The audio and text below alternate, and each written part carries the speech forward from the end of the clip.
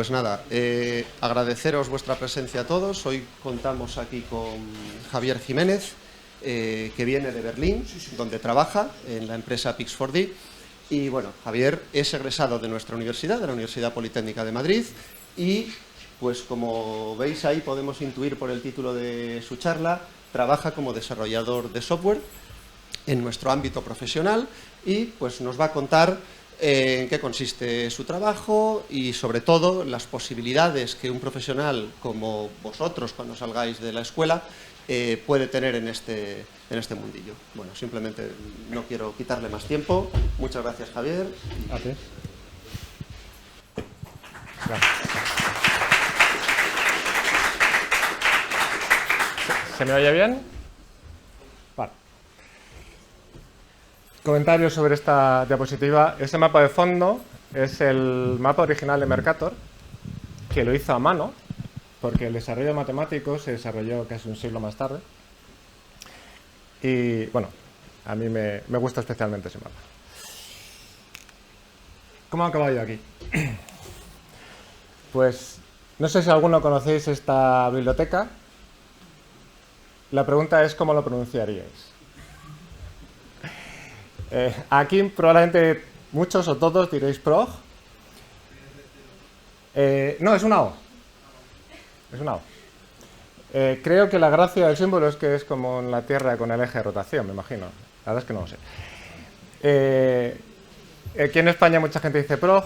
En inglés lo que he oído es proch. He oído proj, proi, porque la J en el norte de Europa se pronuncia como una I. La cuestión es que escribí un correo en la lista de correo de proch. Y la gente empezaba a comentar. No me esperaba tantos comentarios. Los norteamericanos dijeron proch como Dodge. Y algunos incluso empezaron a discutir cómo se pronuncia la O. Y José Luis me contactó y me dijo en privado, no en el chat general, prog como reloj o boj. Y ahí empezamos a charlar y me invitó a dar esta charla. Bueno, soy Javier Jiménez, ingeniero Caminos, cuando existía Caminos, ahora creo que es ingeniero civil en la Politécnica. Soy colaborador de la biblioteca de software libre PROG o Proch y soy ingeniero de software en Pix4D en Berlín. La empresa es suiza, luego diré un par de palabras de ellas, pero hay una oficina en Berlín y también en Madrid. Y relacionado con esto soy el coordinador técnico del equipo de SRS, Special Reference Systems, y ese es mi perfil de GitHub y ahí hay un enlace a mi página personal y a LinkedIn y todo eso. Bueno, ¿en qué puede trabajar un ingeniero geomático? Yo he de decir que propuse otro título, en qué puede trabajar un topógrafo, que es lo que yo conocía cuando estudié, y me recomendaron que usara el término actual, que es ingeniero geomático. Yo miro a mi mujer, estamos desayunando, y le digo, ¿qué significa geomático? Pone la misma cara de póker, saca la tableta y va a la RAE. En la RAE dice que viene del francés géomatique, geo, tierra e informática. Así que son ustedes informáticos de la tierra. Lo cual viene estupendamente al tema que vamos a hablar hoy, que es desarrollo de software. Y esto, lo viejo del lugar, igual lo reconocen, es una HP 48GX, que es la calculadora que usé en la carrera. Me la trajo mi tío de Estados Unidos, que era bastante más barata que comprarla en España. Y bueno, es una calculadora programable, con álgebra matricial, bastante potente. Notación polaca inversa, que la forma de meter los datos es distinta a una calculadora normal. Que dirás, ¿quién usa eso? Hace 4 o 5 años programé una calculadora en el software en el que trabajo ahora, de índices de vegetación para agricultura, y lo representé con notación polaca inversa. O sea, puse las operaciones y los objetos que eran geotiffs, que era toda la imagen, las distintas capas, y es muy fácil resolver ese problema con notación polaca inversa. Bueno, aprendí a usar la calculadora, tiene su curva de aprendizaje, Luego empecé a mirar los programitas que me pasaban, porque había muchos programas. Había uno muy interesante de resolución de ecuaciones no lineales con el método de Newton-Raphson, porque sabe derivar la calculadora. Entonces le metía las ecuaciones, los valores iniciales. Esto en los años 90 y tantos era muy útil. Y luego me dediqué a hacer mis propios programas, lo cual era muy útil en los exámenes. Yo sabía las preguntas que podían caer en el examen y me hacían los programas resolviendo exactamente el problema. Me ayudó.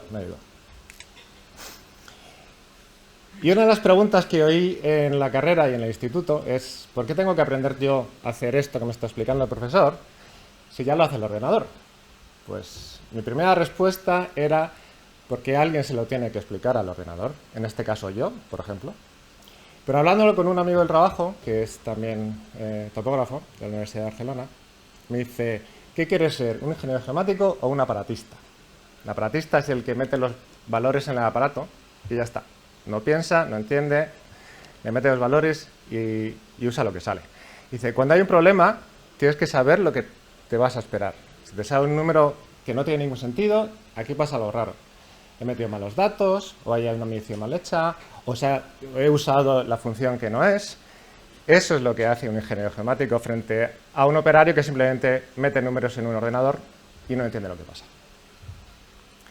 Si te das cuenta cuando estás haciendo, puedes corregirlo en el momento. Si te das cuenta 2 semanas después, vuelve a la obra donde tengas que ir a hacerlo. Y otra cosa es, las matemáticas de la carrera no se usan. Sí se usan. No tanto como me gustaría, pero sí que se usan. Y este recuadro negro de aquí es de un cambio que ha hecho Eben recientemente en la librería que mencioné al principio, la biblioteca, donde quiere calcular lo que llama el pseudoárea de 2 regiones distintas. Y lo que dice el comentario, no sé si lo leéis bien, integrar el coseno de latitud entre la latitud sur y la latitud norte. Y eso directamente es el seno de la latitud norte menos el seno de la latitud sur, porque la integral del coseno es el seno. Ya cuando vi una sola línea resolviendo esta operación para comparar, lo que está haciendo es comparar 2 rectángulos en latitud y longitud, más o menos como los rectángulos magenta que hay aquí, que si no corrigieras integrando por la integral del coseno, te dirían que son del mismo tamaño, pero no lo son. Dije, perfecto, esto se lo voy a contar en la charla. Ya, pero habrá gente que diga, ya, muy bien, muy bonito lo que nos dices, pero yo no quiero dedicarme profesionalmente a la programación. Perfecto, estupendo. Pero es terriblemente útil saber algún lenguaje de programación para tu vida profesional, aunque no trabajes de programador. Te permite hacer pequeñas rutinas para procesar datos, ahorrar tiempo, aunque pienses, ya, pero el tiempo que pierdo haciendo esta rutina, sí, pero es que después te va a ahorrar muchísimo tiempo. Te va a permitir repetir esa tarea cuantas veces quieras. Si tienes que repetirlo a mano, pierdes mucho más tiempo y te puedes equivocar cada vez. Si le metes los datos y te lo ejecuta con la misma función en el ordenador, sabes que está haciendo siempre lo mismo, minimiza los errores. Esto es algo que yo he vivido muchísimas veces. Si lo haces a mano, te puedes equivocar, puedes afinar el programita de ordenador que te haces y al final salen los datos mucho más correctos, si se puede decir así. Y te va a dar una ventaja competitiva. O sea, entre elegir a alguien que no sabe programar nada y a alguien que sabe hacer estas cosas, pues tú tienes más cualidades. Y dices, vale, ¿y cuál me recomiendas para empezar? Si no sé ningún lenguaje de programación, ¿por cuál empiezo? Digo, Python. Hoy en día, sin duda.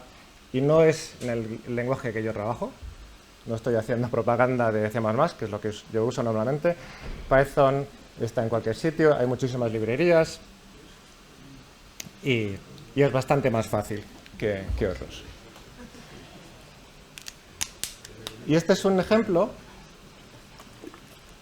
que me encontré hace poco. Esto es una charla de Michael Dennis del NOAA, del National Oceanographic Administration, Atmospheric Administration, Estados Unidos. Y es de una charla donde están presentando el nuevo sistema de referencia de coordenadas de Estados Unidos que van a cambiar todo. Cambian el datum, el sistema vertical, todos los sistemas de todos los estados. Lo van a definir absolutamente todo. La parte de arriba, la imagen de arriba, es la situación actual. Ahora explicaré qué son los colores. Y la de abajo es lo que van a cambiar. Esto es por estados y esto es el de la derecha. Es que van a definir más de 960 sistemas de referencia de coordenadas para minimizar la distorsión lineal en la superficie topográfica, en la superficie del terreno. Y quiero pensar, no lo hablé con Michael, pero tiene todo el sentido, que hicieron una rutina teniendo un DSM de Estados Unidos y la definición de los sistemas de coordenadas que te calcula este error de distorsión, que como sabéis es debido por un lado a la proyección. Estos son sistemas de coordenadas, los que veis así horizontal suelen ser Lambert-Conformal-Koenig, los que tienen más forma vertical, bueno, de norte a sur, son Transverse-Mercator. Y hay un factor de distorsión por la proyección y otro por la altura. Y como veis, en la zona oeste, en las montañas rocosas, pues está todo bastante más negro, que son más de 400 partes por millón. Y lo que quieren hacer es minimizar ese error. Por eso generan tantísimos sistemas pequeñitos, para que el área que ocupa sea más pequeña, por tanto puedas ajustar los parámetros. Y los ajustan no al elipsoide, sino a la superficie topográfica. Pintar esto se hace probablemente con una rutina en Python bastante pequeñita y cada vez que cambias la definición del sistema, porque esto se está elaborando todavía, no está publicado la versión definitiva, es inmediato. Vuelves a ejecutar, te ejecuta todo y lo tienes en colores. Si tuvieras que hacer a mano, olvídate. Y otra cosa que se puede hacer, o que hice yo, sabiendo programar en cosas de topografía, es una aplicación de mapas que hice yo, la empecé hace 15 años, me ayudó mi mujer, que es la que sabía JavaScript, y se ha acabado convirtiendo, lo empecé haciendo porque quería salir a la excursión a la Sierra de Madrid, pero por un problema en la rodilla quería caminos horizontales. A veces quería el mapa topográfico, a veces quería la imagen de satélite. Y con transparencia, esta página web podía ver los dos. Y seguí añadiendo cosas, más mapas, más de 170, puedes añadir capas, pues ha sido un hobby todos estos años y es, por un lado, divertido y por otro, útil. Bueno, ¿y cómo acabé yo trabajando en geomática? Los logos de la derecha son las empresas en las que he trabajado. Esta es la primera, según terminé la carrera, empecé a trabajar en GCiber, en Fortran, no sé si lo que es, no sé si sabéis lo que es. Vale, sí lo saben. En Caminos, en aquella época, se daba Fortran. Y estaba haciendo un software de cálculo de elementos finitos para ingeniería civil. En esa empresa aprendí C++ porque el interfaz gráfico estaba en C++, así que aprendí C++, que me vino muy bien para pasarme a GMV, que es una empresa de software aeroespacial, que está en Tres Cantos, que no tiene nada que ver con la ingeniería de caminos, ni con la geomática, pero el saber estos dos lenguajes vino bien porque el software que querían usaba estos dos. Estaba migrando de Fortran a C++. Años más tarde me fui a BBVA a desarrollar algoritmos. Y hace 10 años me fui a Berlín, que es donde vivo ahora, a Acme Packet, que fue adquirida por Oracle a los pocos meses, y hace 6 años me fui a Pix4D. Y en Pix4D, Pix4D en español, es una empresa que sí que hace fotogrametría y yo me centré al principio en la generación de los ortomosaicos, en un producto que es para agricultura, que luego este algoritmo de ortomosaicos se ha usado en otros productos de la empresa y había que georreferenciar los ortomosaicos. Los geotiffs había que ver cómo definía los parámetros y cómo proyectaban las cosas correctamente. También la georreferenciación de las imágenes de entrada, eso era fácil pero había que entenderlo. Transformación en sistemas de coordenadas, ahí me especialicé. Y hace ya unos años soy el coordinador del equipo de sistema de referencia de coordenadas, que luego hablaré un poco más de por qué en una empresa que hace software esto puede ser un follón. Y así he acabado yo trabajando en Gematica. Bueno, esta es la empresa. Está ubicada en Lausanne, en Suiza, y tiene oficinas de desarrollo en Berlín y en Madrid y en Bucarest. Que algunos profesores pensaban que la de Madrid era solo una oficina comercial. No, hay gente desarrollando. Y en las que son comerciales son las de Estados Unidos y Japón. Y he puesto aquí unos cuantos productos. El primero es Pix4D Mapper, que creo que lo usáis aquí, o lo tenéis, el nombre del producto es Pix4D Mapper, el nombre de la empresa es Pix4D. Si decís que el producto es Pix4D, no tengo ni idea de cuál estáis hablando. Y ahora hay una versión también que hace fotometría, que es Pix4D Matic, que permite datasets mucho más grandes, es más rápido, tiene funcionalidades optimizadas. Entonces, si dices, usa Pix4D, no sé cuál usáis, por favor, decide el nombre completo. Pix4D Survey hace vectorización de nubes de puntos. Los dos anteriores, la entrada son fotos de dron o de teléfono o de una cámara de fotos normal, y en la salida es una nube de puntos. Fotogrametría tradicional. Survey, la entrada es una nube de puntos y te permite vectorizarla a mano con el ratón, y también tiene algoritmos para automatizar procesos. La línea de carretera le da 2 puntos y te sigue toda la línea de carretera, además lo ves, muy bonito. O identificar tapas de alcantarilla, manholes, o tejados, stockpiles. ¿Cómo se dice stockpile en español? No sé. Bueno, perdonad si digo palabras en inglés. Llevo 10 años trabajando en inglés, y en esta empresa todo lo que he hecho de topografía geomática es en inglés. Hay palabras que no sé en español. Catch. Esto os puede interesar, tanto como que os puede ayudar como posible competencia directa.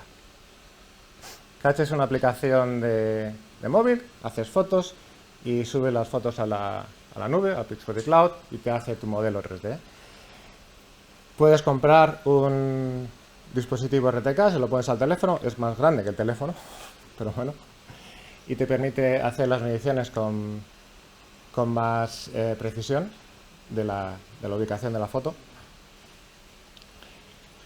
Puede seros útil en obra, y también puede ser competencia, porque está pensado para que cualquier operario pueda hacer cosas que a lo mejor ahora las hace un topógrafo con una estación total. Por supuesto, una estación total tiene más precisión que un dispositivo RTK, sobre todo una precisión relativa, pero si no necesitas tanta, puedes usar esto. Yo estaría atento a ver cuánto conviene y cuánto molesta. Y la última es en la nube. Hay más productos en la empresa, algunos no los conozco, pero bueno.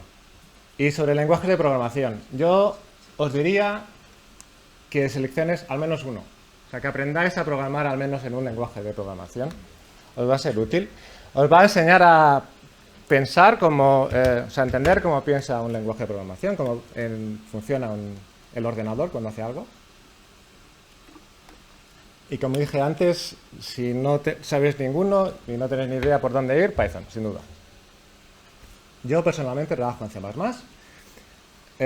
Luego voy a hablar de unas cuantas bibliotecas de software libre que están hechas en C++ y en C. Y he puesto más lenguajes por poner algo. JavaScript es más para el navegador web. Me da un poco igual. Os animo a que aprendáis a programar en al menos uno. Una vez que sabes uno, entender el resto es mucho más fácil. Y he mencionado el software libre. Y digo aquí que en Pix4D usamos muchas bibliotecas de software libre. Todo el software que veis usa muchísimas bibliotecas de software libre. No te das cuenta, pero te vas a la hoja de licencia cuando la tienen y ves que hay una lista larguísima. Y hay dos que son muy importantes en geomática, que son GDAL y Proch, o GDAL y Prog, o como lo queráis pronunciar. La primera, GDAL, es una... biblioteca de transformaciones de rasters, de imágenes y de capas vectoriales en formatos geoespaciales. Hace poco creo que vi que había como 250 formatos, una exageración. Y hoy en día es la base de casi todo el software GIS que te encuentras. Empezando por QGIS. Yo digo que QGIS es el interfaz gráfico de GDAL. Sé que hace más cosas, pero... y Proch, que lo usa GDAL, es una biblioteca de transformación de coordenadas. Nosotros usamos esas dos, por supuesto, pero casi todo el software GIS libre y propietario las usa también. Y esto es algunos ejemplos de la fundación en la que están GDAL y Proch, que es OSGeo, Open Source Geospatial. Es una fundación de software libre y estos son algunos productos. Tiene muchísimos más. Estos son en los que o yo he contribuido o yo conozco un poquito. QGIS, que me imagino que conoceréis todos, no lo sé. Es una aplicación de escritorio de GIS. GDAL, que es transformaciones de rasters y vectoriales. Proch, que es de sistemas de coordenadas y de cálculos geodéticos. PDAL o como lo quieran pronunciar, es de nubes de puntos. O sea, es equivalente a GDAL, pero para nubes de puntos. Point clouds. Leaflet y OpenLayers son para el navegador web, para representar mapas y objetos GIS en el navegador. Aquí Iván ha contribuido en los dos bastante. PostGIS es una base de datos, es una extensión de Postgres, que es una base de datos open source para GIS. Es muy potente y es usada prácticamente en todas partes. Y GrassGIS, yo no lo he usado, pero también sé que es muy potente en hacer operaciones GIS. Y es bastante antigua, creo que tiene 30 años, ¿no? Sí. Y yo he colaborado, o sea, he hecho contribuciones a los 5 primeros. Donde más ha sido en Proj. En GDAL he hecho un par de cosas o 3. En PDAL recientemente algo, que por cierto tengo que corregir un problema cuando vuelva a casa. En QGIS hice una contribución hace unos meses que cambié 2 palabras, pero resolví en un bug. O sea, había un problema muy tonto, pero que hacía que no funcionaban mis ficheros. Y en Leaflet hice algo hace años cuando estuve desarrollando la página web que os comenté al principio que está usando Leaflet. OpenLayers, por ejemplo, sé que lo usamos en el trabajo, yo personalmente no lo he usado nunca, y PostGIS y Grass yo no los he usado, pero sé que son muy importantes. Y esta fundación, OSGeo, organiza anualmente una conferencia internacional y también hay locales, hay en Europa, en Estados Unidos, en Gerona, en Alemania. A raíz de una charla que di en Alemania fue cuando seguimos hablando José Luis y yo. Es una conferencia interesante, son 3 días, normalmente de miércoles a viernes, y 11 salas en paralelo. Os podéis figurar la inmensa cantidad de charlas que hay ahí sobre temas GIS. Todo muy interesante. Y en la última edición, que ha sido en junio, me animé. La primera vez que fui fue el año pasado a Florencia, donde conocí a Iván y a otra mucha gente. Me gustó mucho el ambiente, me gustó lo que se hacía ahí, y cuando me apunté a la de este año dije, venga, voy a colaborar, voy a dar un par de charlas. La de la derecha es sobre introducción a los sistemas de coordenadas en inglés. Están en YouTube, estos son enlaces a YouTube. Cuando os dé el PDF podéis bajároslo. Que el comentario que me hicieron después fue: ha resumido en 20 minutos lo que me explicaron en la carrera en 6 meses. A mí me parece que me quedó bastante interesante. Y la de la izquierda es un paper que presenté sobre site localization o site calibration, que hablaré un poco después. Es un paper un poco más técnico, pero si a alguien le interesa, está ahí. Y aquí, aparte de aprender y pasármelo bien, hice amigos y a ver si puedo ir este año a alguna, o sea, el año que viene, 2024. Antes he hablado de QGIS y ArcGIS. Yo personalmente nunca he usado ArcGIS. Siempre he estado en QGIS y además en QGIS uso una parte muy localizada que es la que tiene que ver con mi trabajo diario. Pero conozco 3 amigos directos que estaban en ArcGIS y se han pasado a QGIS, ya sea porque el trabajo no les pagaba la licencia o por cualquier otro motivo o porque era lo que podían montarse en casa y que ahora no se vuelven a ArcGIS. Así que os animo a que lo probéis, es gratis, lo podéis bajar y os invito a que le echéis un vistazo. Vale. ¿Y cómo se colabora con software libre? O sea, está muy bien, aprende un lenguaje de programación, pero ya te metes, usas una biblioteca o un programa y quieres mejorar algo, quieres arreglar un bug que has encontrado y dices, hay un bug y te dicen, vale, muy bien, muchas gracias, puedes arreglarlo. Porque esto es software libre, funciona a base de la colaboración de la gente, no solo de usuarios que piden y empleados que corrigen. Pues bastante fácil, aunque intimida al principio. Empiezas mirando lo que han hecho otros. Es open source, por lo tanto todo el código fuente lo puedes ver. Te suscribes a una lista de correo, que fue lo que hice yo, entonces vas viendo lo que pregunta la gente o preguntas tú. Oye, esto de aquí, que no me sale, ¿cómo se hace? O tengo este error de compilación que me vuelve loco. Las listas de correo de Proch y de GDAL son muy eficientes, te contestan bastante rápido. Y el primer paso suele ser hacer alguna corrección en documentación, como hice yo en Leaflet. Y luego ya pues te animas, te metes a mirar el código fuente, corriges el código fuente. Y lo único que necesitas es una cuenta de GitHub. O de GitLab, si está en otro repositorio. Las que he mencionado antes, la mayoría están en GitHub, por supuesto gratis. Y al final, si te gusta esto, pues acabas añadiendo funcionalidades más complejas.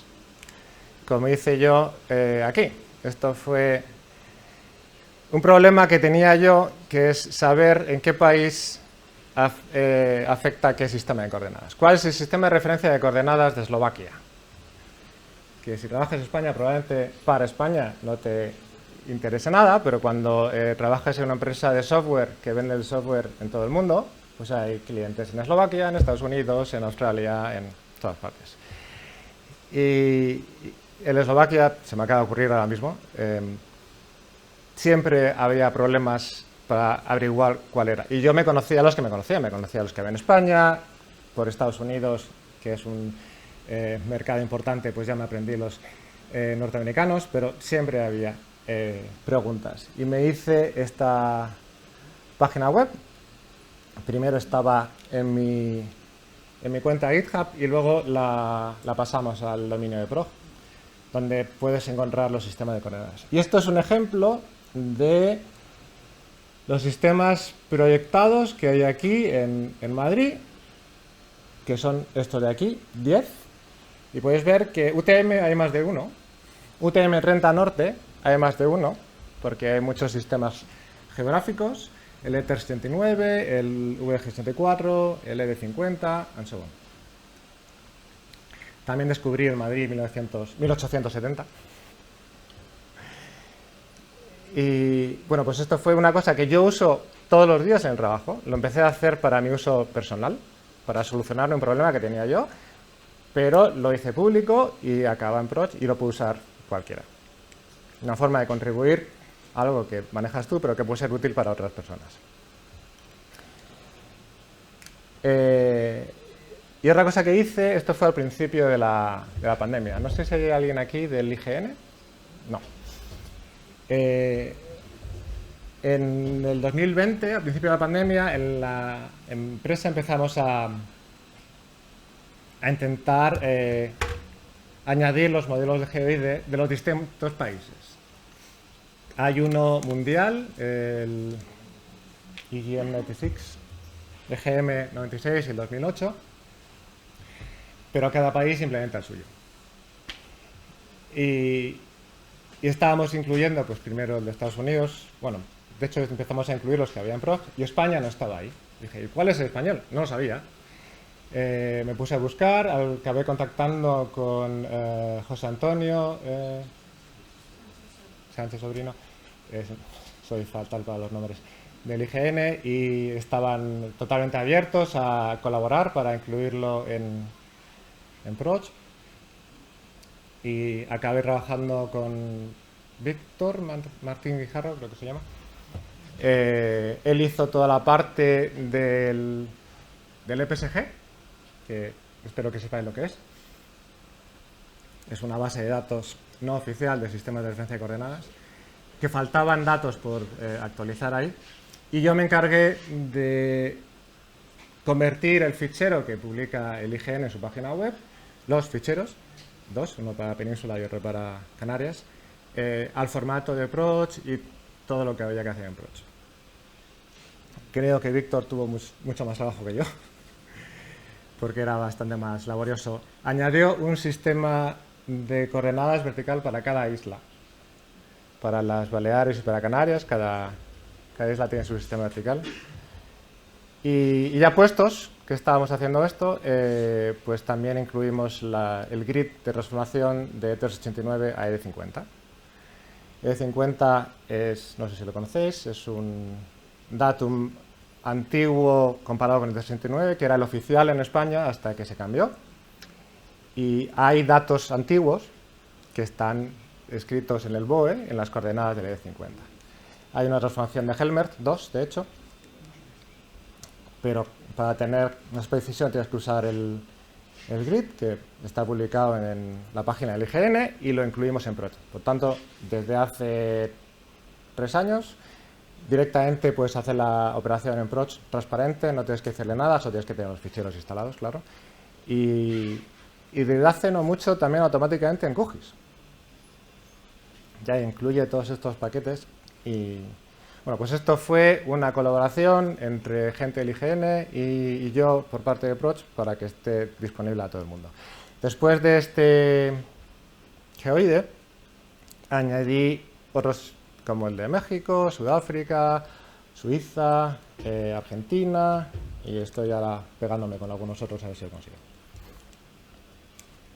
Fue muy agradable trabajar con ellos, todo muy fácil, ninguna pega. No es el caso con todos los organismos de distintos países. Y esto es un ejemplo que os quiero poner.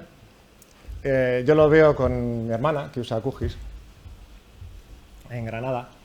La diferencia entre lo que es trabajar en el lado del software, en la generación del software que se puede usar en todo el mundo, o lo que aquí he llamado mi barrio, o sea, trabajar como usuario en un solo sitio. Si trabajas en Madrid, vas a usar la proyección UTM-30 Norte, ya está, el geográfico ETH69, si tienes cosas raras igual el ED50, hay gente que te dará cosas en UDX64 y ya está. Nosotros, que tenemos clientes en todo el mundo, pues cada uno tiene el suyo. O sea, el que está en Estados Unidos tiene no solo el de Estados Unidos, es que aquí hay 110 que son los state maps, que cada estado está dividido en unas cuantas secciones, California en 6, Texas en 5, dependiendo del tamaño. Los que ves que van de este a oeste son proyecciones de Lambert, Colfo, Maconic, las que van de norte a sur son reales del Mercator, y hay estados que tienen incluso sus divisiones más pequeñitas que no están aquí. Tienen sus problemas, a ver cuál es el que tienen que usar exactamente. En Estados Unidos creo que hay 5 sistemas geográficos porque han ido actualizando. El último es el ND83 2011 y a mí esto me gusta, que es ver el problema completo, no solo ver donde estoy trabajando, en mi barrio, en mi provincia, donde tengo mi obra, o todas las obras en las que trabajo, porque estoy en Madrid y todas son la misma proyección. Esto a mí me gusta el tener que pegarme con proyecciones de distintos sitios. Hay muchos sistemas geográficos, hay muchos GeoIDs, cada país tiene el suyo, Estados Unidos tiene varios, porque he ido actualizando a lo largo de los años. Hay países que no tienen o que no lo publican, pero bueno, es otra guerra. Lo que he llamado el axis order, el orden de los ejes, es una guerra. Hay gente que dice latitud-longitud, otros que dicen longitud-latitud. Hay gente que pone XY, hay gente que pone IX. Hay gente que tiene northing-easting, hay gente que tiene westing-southing. Eso es muy interesante. En Sudáfrica, la proyección que usan en Sudáfrica es westing-southing. Cuando lo pones en QGIS, Antártica está en la parte superior de la pantalla y Europa saldría abajo de todo. Cuando te tienes que pegar con esos sistemas y que todo funcione, a mí me gusta. Hay gente que le volverá un poco loco. Sistemas de coordenadas, por supuesto, no todos son metros. Perdón, sistemas de coordenadas no, unidades. Hay sistemas, proyecciones y datums que se actualizan, ya sea por viejos, como el RD50, el E339, y algunos por movimientos tectónicos. Hay terremotos y fallas donde tienen que actualizarlo. Hablando con el equivalente al IGN en Israel, hay una serie de sistemas raros que yo no entendía y los tenían que actualizar porque están en una zona tectónica activa y se les mueve el terreno. Y esta pregunta de cuál es el sistema vertical es siempre. O sea, llega alguien y ¿cuál es el sistema vertical en mi país? No lo saben. Y las diferencias con el WG64. Podría hablaros otra charla entera sobre los quebraderos de cabeza que me da WG64, que es una gran... Bueno, no sé cómo llamarlo. Y yo iría un paso más allá. O sea, no es solo pensar que hay muchos sistemas de referencia de coordenadas en el mundo, sino piensa en internacional. No pienses que estás en España, que todo va a ser en español, que el formato de fecha va a ser el que se usa en España, porque no, hay muchos. A mí el que más me gusta es el último, que es el ISO, que tiene la gracia de que si los ordenas por orden alfabético, también están ordenados por orden cronológico, pero la mayoría de la gente usa otro. Y hay veces que te lías, que no sabes si estás a 5 de abril o a 4 de mayo. No todo está en sistema internacional. A mí me llegan datasets que están en metros. Hay gente que mezcla metros y cosas que están en pies, perdón. O en US Survey Foot, que no sé si estudiáis lo que es eso, pero es una particularidad de los Estados Unidos que tienen dos tipos de pies que se parecen mucho, pero no son lo mismo. El formato de número, el símbolo decimal y de millares no es siempre, a ver, que es aquí en España, coma, el símbolo decimal, puede ser punto, y cuando estás parseando el fichero te puedes volver loco. Está abierto a que os pueden llegar formatos, datos en otro formato que no es el que usas tú todos los días, o que tienes que proveer los datos a un programa. O sea, si te llega un programa norteamericano, probablemente, si no son muy flexibles, estén esperando las fechas en formato norteamericano y los números con el símbolo decimal, el punto. Y si los pones mal, igual funciona, porque le encaja el parser y te coge los números, pero está todo mal. Y los usos horarios o los time zones, siempre que guardéis una hora, por favor, ponerle el time zone.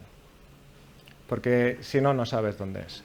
Y un ejemplo que tenemos es en un producto de Pix4D, que es para agricultura, que calculamos índices de la agricultura para ver cómo están las plantas. Y una corrección que hay que hacer es saber dónde está el sol para calcular el ángulo de incidencia. Eso es fácil de saber si sabes la hora exacta, con el time zone, y la ubicación. Sabes a qué altura está el sol, dónde está en el cielo. Las fotos, el formato estándar EXIF de las fotos no te guarda el time zone, ¿no? Así que no sabes dónde está el sol, porque no sabes que Thomson está usando el firmware de la cámara para guardar esa fecha. No sabes si estás en UTC, no sabes si estás en el del sitio en cuestión, no sabes si la cámara está configurada aquí, pero me fui a Canarias ese día y está mal. Siempre que uséis una hora, o incluso una fecha, ponerle el Thomson. Lo que hacemos nosotros es usar la hora del GPS, que está en UTC. ¿Cuándo está? No siempre está. Y os puedo hablar un poco más, he ido muy rápido, de estas dos bibliotecas de software libre que, por cierto, hace una semana me han incluido en el comité, así que, a ver, muy contento con eso, a ver cómo va. PROG, como he dicho antes, es una biblioteca de transformación de coordenadas genérica, tanto de proyecciones como de operaciones geodéticas.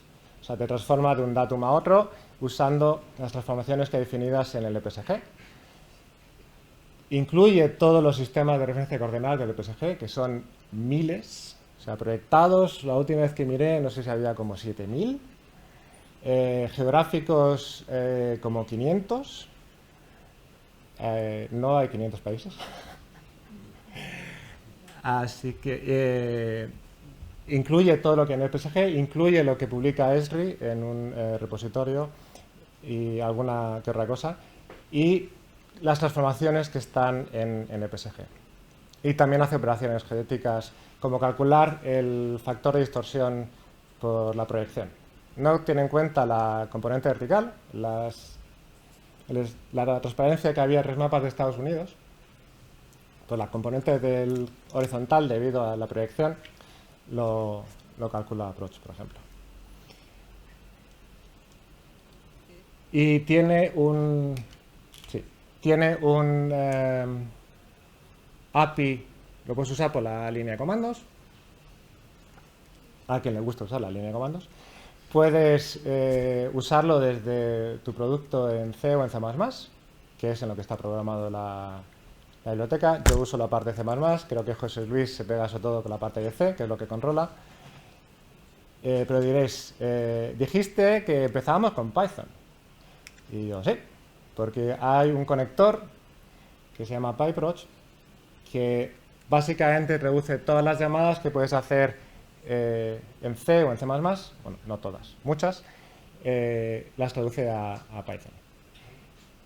Y es bastante fácil de usar, está muy bien documentado, y puedes preguntarle todas las transformaciones que quieras, le das coordenadas y te las convierte.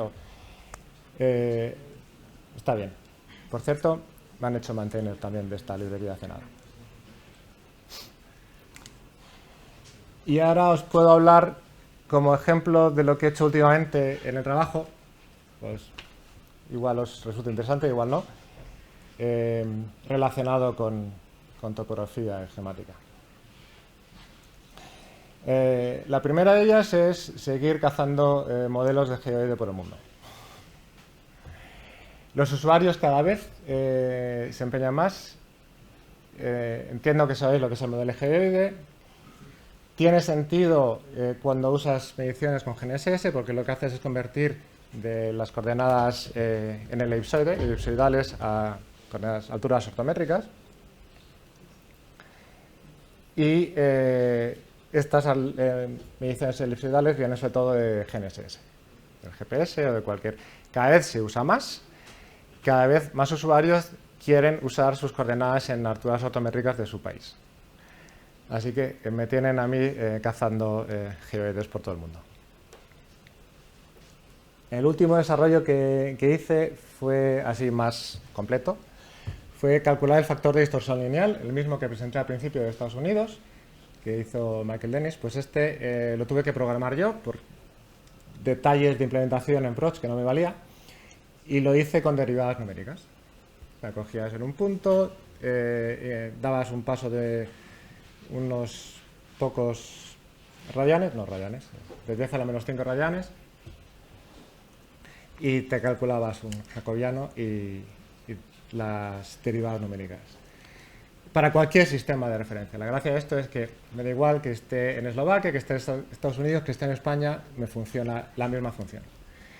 Y lo que hice antes fue Site Localization o Site Calibration, que lo publiqué en la última Source4G, que era cómo georreferenciar sistemas de coordenadas arbitrarios o no georreferenciados usando software libre y formatos libres. Esto tiene muchos productos propietarios, lo tiene Trimble con sus estaciones totales, lo tiene Leica, lo tiene Topcon, pero todos son soluciones cerradas y tienes que taparte los ojos y creerte lo que te están diciendo. Nosotros, para implementarlo en Pix4D, decidimos usar software libre, Proc y formatos libres. Y de hecho, desarrollando esto y probando qué se podía hacer, encontramos bastantes bugs o cosas no implementadas en Proc. Algunas las resolvimos nosotros, algunas las comunicamos y las hizo Evan Hugo, que fue de muchísima ayuda. Y esto probablemente os lo encontréis en vuestro día a día en el trabajo, que es, tienes un sistema de coordenadas local en tu obra, en donde tengas que trabajar, que usas con tu estación total. Y haces tus mediciones totalmente precisas con tu estación total, vale, muy bien, pero si quieres usar un dispositivo que use GNSS, un RTK o un GPS normal, para el teléfono, para el dron, para mediciones con tu RTK, ¿cómo vas de uno a otro? ¿Cómo transformas tus mediciones en latitud, longitud y altura del GNSS a tu sistema local que has definido con mi 00 en la esquina y con mi X yendo en esa dirección, que es el que usas con tu estación total? Pues desarrollamos. El algoritmo no es ninguna novedad, el uso de software libre para eso sí. Y ya que estoy delante de un montón de topógrafos y futuros topógrafos, quiero contaros los errores típicos que me encuentro en el día a día. Por favor, no deis por hecho que alguien al que le deis coordenadas sabe el sistema de referencia que estés usando.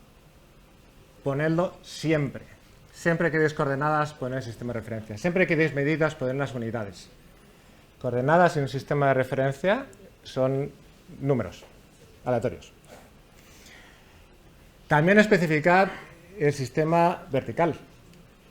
Tú puedes tener muy claro que estás usando alturas ortométricas en Alicante High, que es el sistema que hay en la península, pero la persona que lo recibe no tiene por qué saberlo. Y puedes elegir usar elipsoidales o no, por favor ponerlo. GCPs, esto nos llevan todos los días. ¿Y cuál es el sistema de coordenadas de los GCPs? Ground Control Points. Ponerlo siempre. El orden de las coordenadas tampoco es obvio. Hay gente que dice latitud, longitud y no se le ocurre otra cosa. Hay gente que dice lo contrario y no se le ocurre otra cosa. Hay formatos que están siempre en latitud, longitud, otros que están en longitud, latitud. Da igual lo que diga el sistema de referencia de coordenadas, es un follón. Por favor, ponedlo siempre explícitamente. RTK no está en VG64, que no se engañen. Me llegan drones y aparatos que dicen, sí, esto tiene mediciones RTK. ¿Qué sistema de coordenadas? VG64, yo no. No, porque VG34 es un sistema dinámico y eso, las placas tectónicas se mueven en Europa un par de centímetros al año, en Australia 8 centímetros al año. Si quieres precisión de centímetros y tu placa se está moviendo centímetros al año, no me creo que estés usando este sistema en concreto, el 4326, que además es muy antiguo. Probablemente sea en España TR89 o en otros países otro. Y yo a VG64 lo llamo I don't know, I don't care. Porque es literalmente I don't know, no sé cuál es. Conozco gente que piensa que VG64 significa latitud, longitud. Que hay un único sistema geográfico de coordenadas. Punto. ¿Cuál? VG64, claro, está en latitud, longitud. O I don't care. I don't care puede ser que realmente me da igual la precisión. O sea, las mediciones que estoy haciendo, me da igual que esté un metro más allá o más acá. Por tanto, me da igual la diferencia entre VG64 y ETR89 o NAD83 en Estados Unidos. O que I don't care, que le da igual lo que yo tenga que hacer con sus datos, que pasa de mí. Y, en resumen, saber programar es muy útil, incluso si no trabajas como programador. Te agiliza hacer tus propias rutinas, te agiliza mucho el día a día. Mi compañero, que es topógrafo, me dice que te puedes hacer programitas para generar tus reseñas cuando estás haciendo mediciones, para procesar ficheros de un formato ahorro, porque la estación total te lo da en formato y el software que tienes que usar usa ahorro y no se entienden. Te haces una programita en Python que te los convierte y lo usas el mismo programa todos los días. No tienes que convertirlo todo a mano. Desarrollador de software es una salida profesional. Y os puedo indicar que no solo en geomática. Yo estudié caminos, ingeniero civil, y he estado trabajando en software aeroespacial de control de satélites, he estado trabajando en banca, he estado trabajando en monitorización de redes de comunicaciones, que no tenían aparentemente nada que ver con lo que estudié en la carrera, pero que me ha servido y he acabado ahora trabajando en geomática. Que el software libre en GIS es muy potente. O sea, yo estoy sorprendido en la potencia que tiene GIS comparado con software propietario. Y muchísima gente que lo usa. Y como es software libre, es interesante, es útil y haces amigos. Pues ya está. Muchas gracias.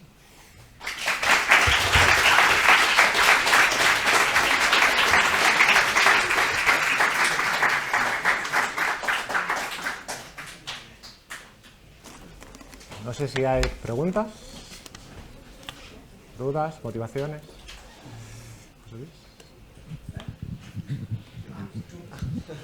Bueno, muchas gracias, Javier, por tu charla.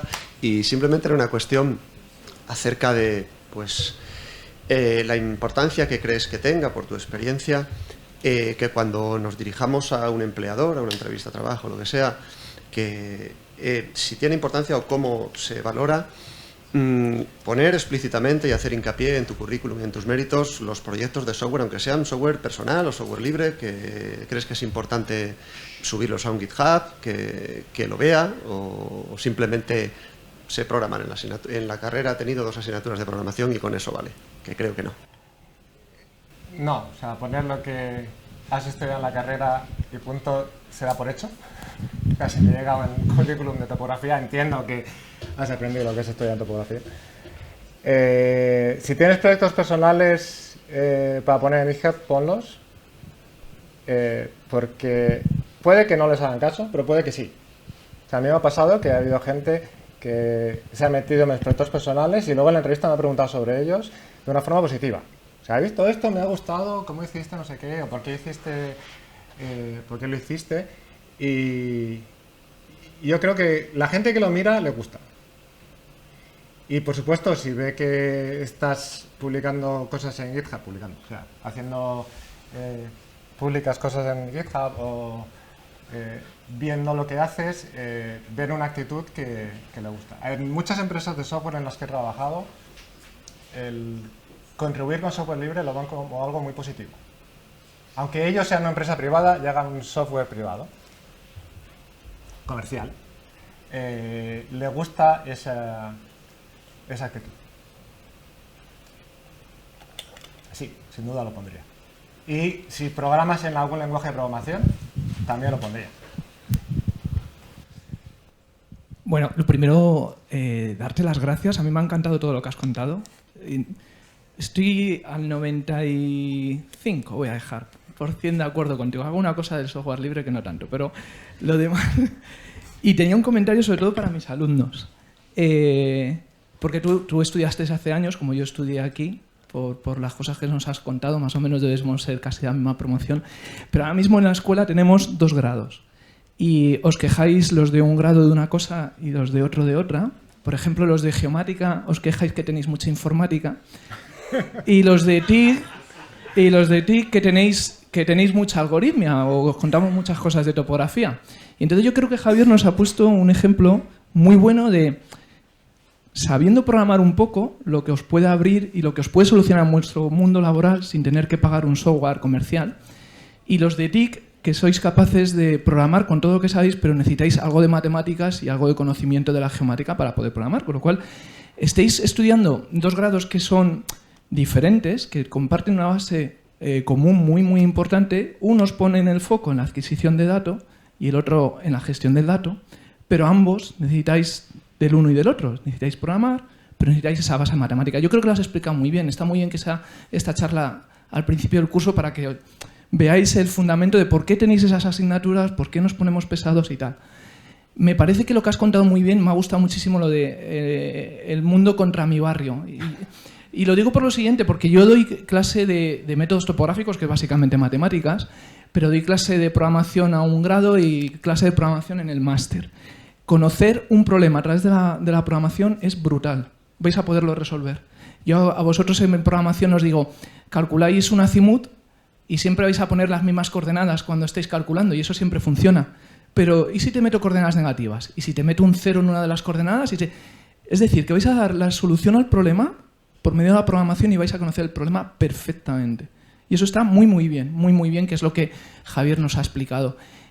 Con lo cual me ha encantado la charla. Y luego algún comentario, por ejemplo, has dicho, cuidado con el Pix4D Catcher, me parece que se llama, que os va a quitar el trabajo, algo así. No sé, has dicho una cosa muy rara, pero no. Y te digo, no, Javier, hace 30 años cuando vino el GPS también había compañeros que decían, el GPS nos va a quitar todo el trabajo. No.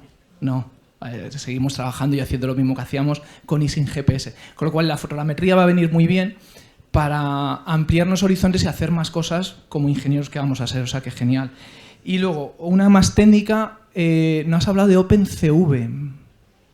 Yo no he trabajado con OpenCV. Pero es una mis fundamental sí. Para tratamiento de datos gráficamente, sí. Es brutal. Incluso para sacar datos, por ejemplo, de nubes de puntos a partir de imágenes, trae unas librerías fantásticas. Yo también soy de C++ y también os recomiendo a todos que empecéis por Python porque está casi todo hecho. C++ es un coñazo, es muy difícil, pero bueno, a lo mejor algún día termináis en C++, o sea que muchísimas gracias. Java está olvidado ya, Java está antiguo. Una aclaración.